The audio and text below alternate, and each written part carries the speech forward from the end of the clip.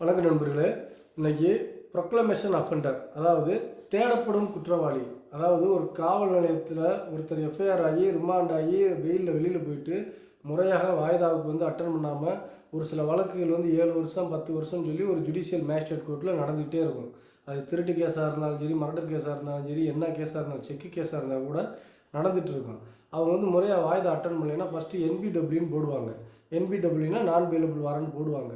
போட்டுகிட்டே இருப்பாங்க. அப்போ ஆப்போசிட் பார்ட்டி என்ன செய்வாங்க, போலீஸ்காரங்களால் வாரண்ட் போட்டு தேடவே முடியலை, அவர் எங்கே இருக்கிறாருன்னே தெரியலைன்னா அவரை கொண்டு என்ன பண்ணுவாங்கன்னா கேஸை டிஸ்போஸ் பண்ணிவிட்டு, அந்த ஜேஎம் கோர்ட்டில் கேஸை டிஸ்போஸ் பண்ணிவிட்டு ப்ரொக்ளமேஷன் அஃபெண்டர் அப்படின்னு சொல்லி ஒரு அனௌன்ஸ் பண்ணுவாங்க. இதை லாங் பெண்டிங் கேஸ் ரெஜிஸ்டர்னு சொல்லி ஒன்று இருக்கும், எல்பிசி ரெஜிஸ்டர்னு சொல்லி வச்சுருப்பாங்க. அங்கே ஃபார்வர்ட் பண்ணிடுவாங்க லாங் பெண்டிங் கேஸ் ரெஜிஸ்டர்னு சொல்லி. இது பார்த்தீங்கன்னா ப்ரொக்ளமேஷன் அஃபெண்டர்னா தேடப்படும் குற்றவாளி அப்படின்ற ரெஜிஸ்டரில் வச்சுருவாங்க.